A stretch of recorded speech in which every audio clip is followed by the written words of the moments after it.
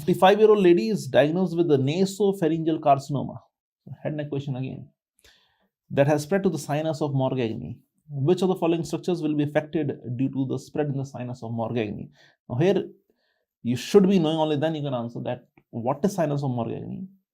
It's a space in the upper part of pharynx between what? Between you have the base of a skull over here, and below you have the muscle which is the superior constrictor over here.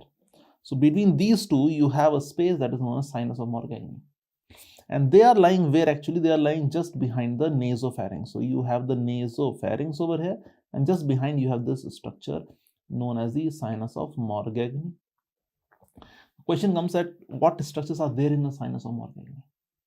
So structures over here, remember, there are few vessels, like what? You have the ascending palatine artery, you have the branch from the ascending pharyngeal artery, then you have that tube which connects the middle ear to the pharynx. What is that tube? Eustachian tube.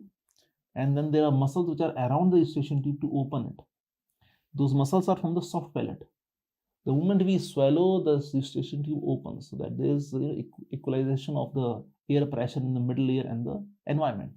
Those muscles are basically levator palatini and tensor palatini. Okay, so these are the contents in the sinus of Morgagni. Therefore, look at the question, and if you start looking for the answer you can see is option number A. That is the answer. Other options over here like glossopharyngeal nerve, these all are present where? They are present below. They will be present below the sinus of Morgagni, below where? Between the superior middle constrictor, or between the middle inferior, or below inferior constrictor, that we'll see. So therefore, come to this image here, all the three constrictors are shown. This is the anterior aspect, that's the posterior aspect. These constrictors are basically the muscles of pharynx, remember it. They help in the peristalsis of whatever we swallow from the pharynx. Now if we take a coronal section from here, if we take what? If we take a coronal section from here, you can see the base of skull, and those are two sides, the right and left side. Here kindly focus on the muscles, superior, middle and inferior constrictors. And here also, if we look at the muscles, superior, middle and the inferior constrictor. What they asked in the question was, this is the space or the sinus of Morgagni. You can see the structures lying over here.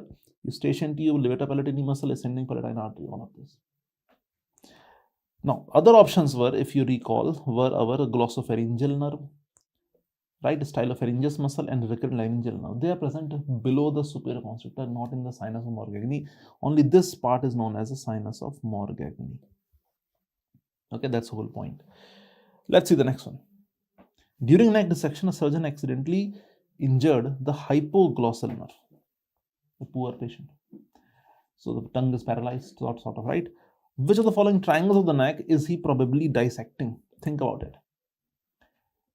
The hypoglossal nerve was damaged during neck dissection. The reason could be anything, could have been any reason for the surgery, but hypoglossal nerve is damaged.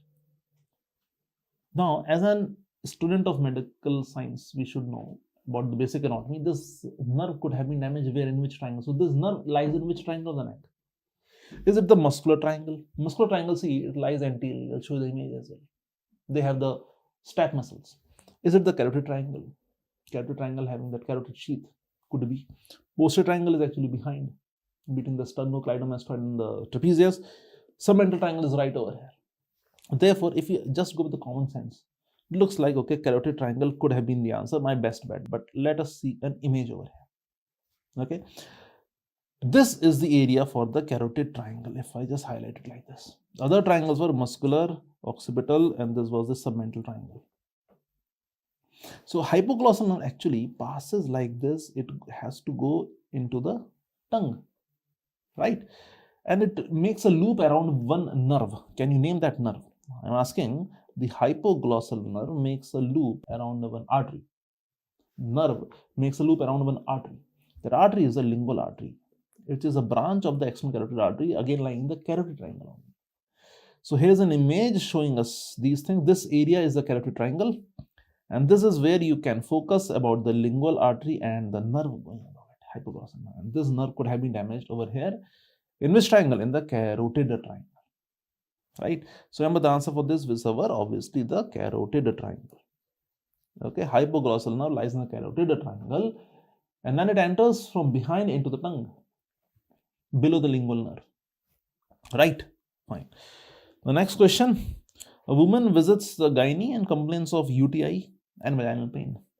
The patient feels a burning sensation during urination. That is, I guess, one of the most prominent symptoms of having UTI. An increase in the frequency, again, important sign symptom. A pelvic examination is conducted and a vaginal sample is taken. What is the normal lining epithelium of vagina? Think about it. Don't look at the options, just open your mind.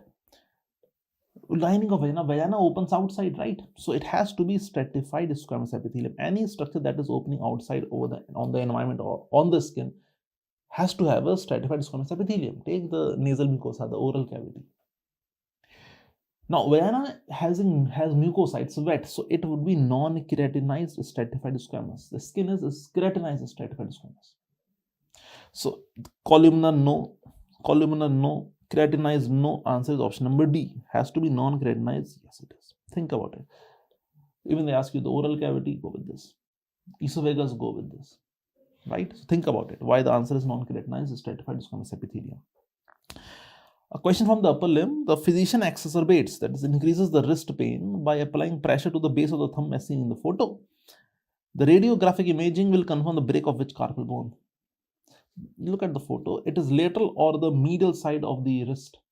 It is obviously the lateral side. It is the thumb side. That is the medial side, right? What carpal bones lie over here? So if you know, there you have the scaphoid, lunate, triquetral with the pisiform, and then you have the trapezium, trapezoid, capitate, and hamate. These are the 8 carpals going from lateral to medial. So in this area, which carpals are there? These lateral carpals, the scaphoid, right? The trapezium, all these are present. Which is commonly or most commonly fractured carpal is the scaphoid. Therefore, answer is our scaphoid. Right? Answer is our scaphoid only over here. Okay, so therefore answer is scaphoid simply. And here you have an image, a radiographic image for the hand bones, and here you can very easily see that this is the lateral side, because thumb side, that is the medial side, and this is the culprit over here, the scaphoid. Okay, here it was impressed and the scaphoid is over here, most commonly fractured. The most commonly dislocated is probably the lunate, that is normally dislocated. Okay, here you can see another image showing us again, this is the scaphoid fracture. This is the fracture scaphoid over here. This is the radius, that's the ulna, that is the lateral, that's the medial side. Let us label all the bones over here: scaphoid, lunate, triquetral, over which pisiform is sitting. Then you have the trapezium, trapezoid, capitate, and hamate over here. Okay, fair enough. So next one, a 26-year-old lady comes to the physician for a follow-up examination 1 week after undergoing a rotator cuff repair surgery. Okay. Physical examination of the right shoulder shows a decreased sensation to pinprick and light touch over the lateral shoulder. Okay. Decreased sensation to pinprick. So decreased pain and touch over the lateral shoulder. Lateral shoulder is decreased. There is normal passive range of motion of the shoulder, but she has difficulty in externally rotating, that is the lateral rotation, and abducting her right arm. So difficulty in lateral rotation and abduction of right arm with the decreased sensation on the upper shoulder. These are findings. Which of the following structure was most likely injured during the surgery? Surgery was done where? Surgery was done over the rotator cuff. Rotator cuff, basically you have the supraspinatus, infraspinatus, all those muscles over here. Some nerve is damaged over here. Think about it. Which nerve it could be? Obviously, decreased sensation of upper shoulder, regimental badge sign. Remember, I hope most of you must have got the answer by now. The nerve is obviously the axillary nerve, but let us see the other findings. Difficulty in lateral rotation and abduction. Now tell me which muscle causes lateral rotation of the shoulder. This is the lateral rotation. You have mnemonic was LRTI. Lateral rotation by T and I. T and I are what? Teres minor and I is for infraspinatus. And abduction is basically the main abductor muscle is deltoid. Now if you look over here, the deltoid, the teres minor supplied by which nerve? This axillary nerve. And the same sensory loss is due to the axillary nerve. Therefore, we are confident that axillary nerve is having problem. And also do remember that this axillary nerve lies where? It lies just deep to this area for the rotator cuff, upper shoulder area. Because it could have been damaged over there. Here is an image. What is this image trying to show us? It's a posterior shoulder. It's a posterior view from the shoulder area. And remember, this is the D for deltoid. Those are the teres major, and that is the teres minor. And here you have the long head of triceps. But think what we are trying to show you over here is these are the few spaces over here. These are the few spaces over here. If you remember, the spaces were named as quadrangular space, the lower triangular and the upper triangular space. Where is the axillary nerve? The axillary nerve is located in the quadrangular space. We have the axillary nerve along with the posterior circumflex humeral vessel. Posterior circumflex, and you can see it's very close to the upper shoulder. What is present in the lower triangle? The main content over here is the radial nerve. It passes behind into the spiral groove along with the profunda brachii vessel, along with the profunda brachii vessel. And what's present in the upper triangular space? You have the circumflex scapular vessels. So here the question was about this axillary nerve, so remember this, right? Next question, while walking to his classroom building, a first-year medical student slipped on the wet pavement and fell against a curve, injuring the right arm. Radio images shows a mid-shaft fracture of the humerus. Mid-shaft fracture of the humerus. Which pair of structures was most likely injured at the fracture site?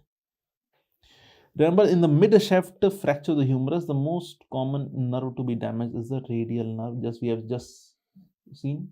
It passes behind the radial groove along with the structure that is the profunda brachii vessel. The profunda brachii is a deep, also known as a deep brachial vessels. Now, these structures could have been injured. Let us see the options. Yes, you have the option number C over here, the radial nerve, the deep brachial artery. They are basically asking us in the mid-shaft fracture, which structure could be damaged? You have the spiral groove structures that could be damaged, and these are the contents of the spiral groove. Okay, right, here you can see the images, the course of the radial nerve probably. So here is an anterior view, understand it, anterior from the front. You can see the radial nerve, the largest branch of brachial plexus is coming from the posterior cord of brachial plexus, right from here, behind the, you can see the axillary artery. And then it vanishes right over here because then it runs posteriorly. Posteriorly where? In the radial groove. Here you can see radial nerve lying in the radial groove. And radial groove is actually part of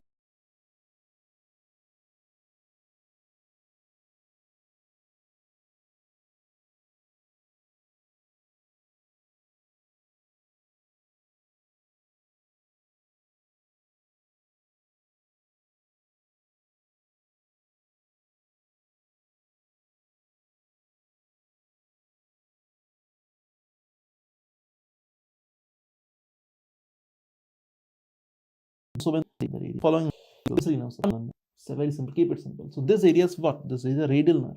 Here you have the ulnar nerve. This is basically radial nerve branch. Which branch of radial nerve? The superficial branch of the radial nerve, which is entirely cutaneous. So here this is the radial nerve. That will be our answer. Sir, why not D? It is also a branch of radial nerve. Yes, you are right. It is a branch of radial nerve, no doubt about it. It is a branch of radial nerve. But the point over here is this is actually entirely motor nerve. What muscles does it supply? This supplies all the extensors of forearm. It supplies all the extensors of forearm. Here you have the image of the dermatomes.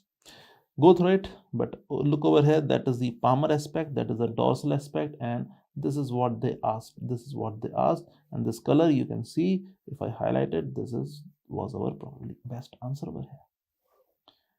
Right? Okay. The next one, muscle attached to the area marked in the figure below.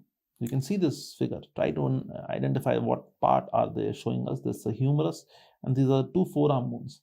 Now, this is which bone? Is it radius or ulna? Trace it superiorly. You can see this head over here. This is radius over here, and below you can see this huge olecranon. This is the ulna over here. So the arrow is towards the radius bone, having a radial tuberosity.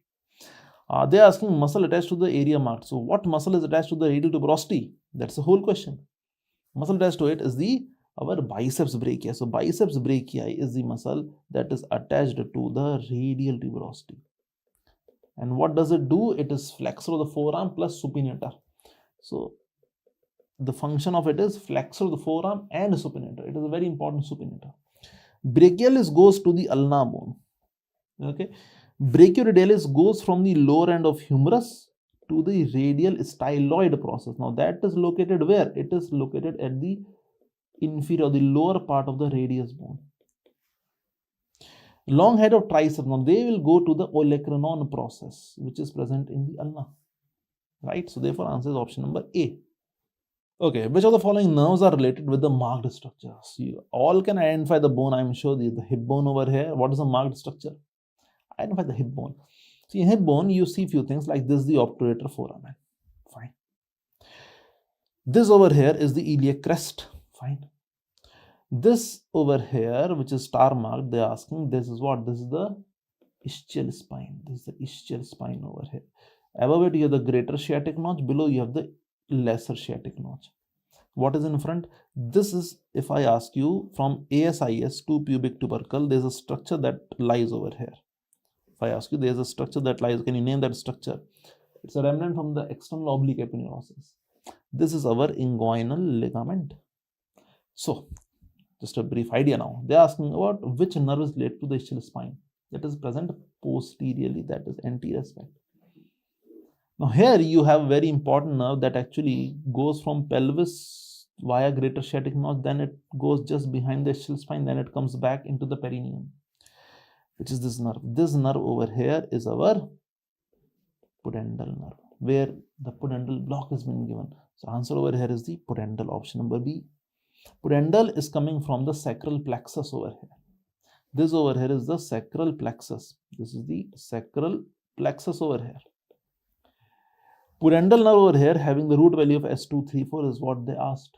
It is the main nerve which supplies the perineum, the muscles as well as the skin in the perineum, which includes both our anal triangle having the ischio-anal fossa and the urogenital triangle having the perineal pouches.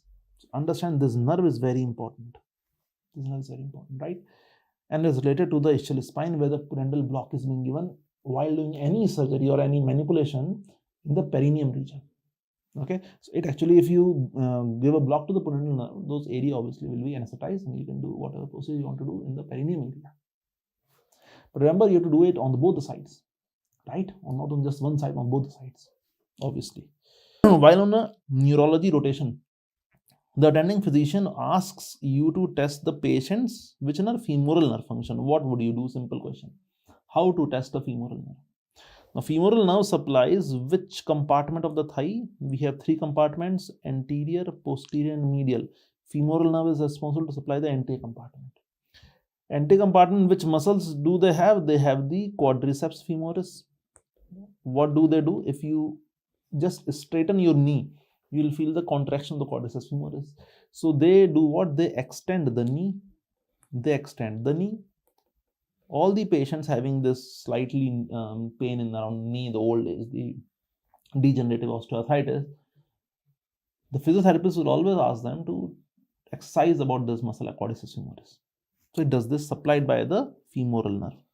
If you look at the options, option A, have the patient flex his knee. Flexing the knee, no doubt it's a good exercise, but flexing the knee will you're testing which compartment of the thigh? You're testing the hamstrings. They are in the posterior compartment, not a function of femoral nerve. Having the patient to rotate the thigh medially while you resist. So again, rotation of thigh, medial rotation of the thigh is basically done by the glutes, the gluteus medius or minimus. Again, not femoral nerve. Extend the thigh against resist. Now see, extension of thigh and extension of the knee are different. When we say extension of the thigh, listen to my words very carefully. They are basically referring to extension at the hip joint. Now, which muscle causes the extension of the hip joint? It's the Gmax, gluteus maximus. And which nerve supplies it? It's the inferior gluteal nerve. Obviously, now we are left with the last option. That should be the answer. Having the patient extend the knee against your resistance. That we have just already witnessed. How? That's a function of the quadriceps femoris. Quadriceps femoris, not quadratus femoris. Therefore, D is the answer over here. Next question again. As part of a physical examination to evaluate the lower limb function, a physician asks her patient to stand on the tiptoes as shown. What nerve is the doctor testing? See over here. Look at the image only. Standing on the toes, which leg compartment is being stimulated, or which is the leg muscles, or which compartment of the leg muscles are being contracted? Where is the movement occurring? Movement is occurring at which joint? Ankle or knee? Movement is occurring at the ankle joint. Okay, fair enough. What is the movement occurring at the ankle joint? Is it dorsiflexion or plantar flexion? The movement is plantar flexion. You can very well see this is a plantar flexion. Okay, now plantar flexion will be done by which compartment muscles of the leg, anterior, posterior, or the lateral? It is done basically by the posterior leg muscles with the calf muscles. Can we see the contraction? Yes, very well. Look over here, the tightness of the calf muscles, right? Posterior leg muscles supplied by which nerve? They are supplied by the tibial nerve. So the moment you stand on your toes, basically you are testing the tibial nerve. That is the answer. See how easily we reached out. Simply look at the movement. If any doubt, do it on yourself. See which compartment of muscles are being contracted. If the anterior leg, they ask about the anterior leg muscles, the nerve supplying there is deep peroneal nerve. The lateral leg compartment is superficial peroneal nerve, and the posterior leg, we have seen it's a tibial nerve. So remember these basic things over here. Next one, a 7-day-old newborn with the diagnosis of a patent ductus arteriosus. Remember, this is present between which vessels? It is present between the arch of aorta and which artery? The left pulmonary artery. Okay, so it remained patent. So 7-day newborn with the diagnosis of PDA undergoes surgery to ligate the ductus arteriosus. During the repair, the surgeon takes special care to avoid injury to a closely related nerve. So surgeon is protecting which nerve? So which nerve is around that ductus arteriosus? If you see over here, you have this arch of aorta, and you have this huge pulmonary trunk giving off the left pulmonary artery and the right pulmonary artery. The pulmonary artery goes then behind the arch and behind the SVC. If I may just show you, this will be our SVC coming down. So right pulmonary artery, you can see it goes behind the aorta, behind the SVC. Fair enough. Here what we have, this is the ductus arteriosus. This is the ductus arteriosus. Now which nerve is over here? That is what they're asking. There has to be some nerve going around it, right? The nerve over here, this is the left-sided vagus nerve. So is that the answer? No. The left vagus will run through, but it gives off over here a branch which is exactly running beneath the ductus arteriosus, that is left recurrent laryngeal nerve, which will go to the larynx. Answer over here, therefore, is not the left vagus, is the left recurrent laryngeal nerve, right? Remember this very, very important question. Embryology also of this is very important. Right, next one. As a surgeon exploring the thorax, you will be able to identify the right pulmonary artery in which of the following location. If you are paying close attention, I just told you in the previous question only, where would the right pulmonary artery go? Let me show you the image. Look at the image. Identify the right pulmonary artery. It's going where? And then try to answer this. Is it anterior to ascending aorta and SVC? Posterior to ascending aorta and anterior to SVC? Posterior to descending aorta and SVC? Posterior to ascending aorta and SVC? Answer. It is, or it was, as I told, posterior to ascending aorta, and it was posterior to SVC as well. Because it has to go to the high lung of the right lung. SVC has to come to right atrium. It's more anterior. Right? The answer is our option number D. Answer is our option number D. Very important question over here. Right? 54-year-old lady is admitted to the hospital with a stab wound of the thoracic wall in the area of the right fourth costal cartilage. So we have the sternum, the manubrium, the body, and the xiphoid. We have the first rib, the second, third, the fourth, the fifth, the sixth, and the seventh. So here we have where? This is the fourth one. So stab wound is where? Right fourth costal. This is the area for the stab wound. Which of the following pulmonary structures is present at this site? Is it the oblique fissure of the right lung, horizontal fissure of the right lung, root of lung, or apex of right lung? See, what happens is the lungs, if you look at the lungs over here, normally the right lung might look like this, the left lung might look like this. The root of the lungs are over here, the apex are obviously at the top. But what is exactly over here? Understand. We have remember 4, 5, and 6. 5 over here, 6 over here, and fourth cartilage over here. These are the landmarks for the middle lobe of the right lung. Right? And this over here is the horizontal fissure. And this is coming from behind, that is the oblique fissure. So at the right fourth costal cartilage, we have the horizontal fissure of the right lung that is running. Okay. This is the horizontal fissure of the right lung, which will be our best answer over here. A 48-year-old lady had been scheduled for cholecystectomy, that is removal of the gallbladder. During the operation, the scissors accidentally entered the tissues immediately posterior to the epiploic foramen. The surgical field was filled immediately by profuse bleeding. Which vessel was most likely source of bleeding? So they're asking this question that do you know the boundaries of epiploic foramen, or do you know anything about the epiploic foramen? Let us see. You have this as the lesser curvature of stomach, the greater curvature of stomach, the duodenum over here that goes down. And here what you have, here we have the lesser omentum running like this. It goes from stomach to the liver. So liver will be present where? Over here. Epiploic foramen is present just behind the right margin. This is the area for epiploic foramen. So what are the boundaries of it? Boundaries of it are, if we look over here, the boundaries, we have an anterior boundary, we have a posterior boundary, we have a superior boundary, and we also have an inferior boundary. Think what would be where? Anterior the epiploic foramen, we have the portal triad in the lesser omentum. Posterior, we have a very huge vessel IVC lying at T12 vertebrae. Above, we have the liver, basically the caudate process of the liver. And below, we have the first part of duodenum, as you can see over here, below, above, in front, behind. Now they're asking the question that the scissor went where? Posterior. Posterior lies what? Posterior lies the IVC. The T12 bleeding is obviously with the IVC. Answer is IVC. Answer is definitely IVC. Right? So boundaries are epiploic foramen. Now, gastric contents exiting the posterior perforation of the stomach wall will accumulate. So they're asking that, okay, this is the stomach. There was an ulcer or anything and it perforated posteriorly behind. So the gastric contents, if there is a hole in the wall of the stomach on the posterior aspect, so the contents inside the stomach will reach which space, or which space lies behind the stomach. Basic knowledge should be over here. The space lies behind the stomach is the lesser sac, also known as omental bursa. And therefore, this would be one of the options should be like this, and which are A, B, C, D. D is the answer over here, omental bursa. Let us see an image as well. Here you can see that's the anterior part, the posterior part, the left part and the right part. So here we have the stomach over here, and this is the space which they are referring to behind the stomach. So perforation from here, contents go here. What is this? Lesser sac or omental bursa. Remember this. Okay.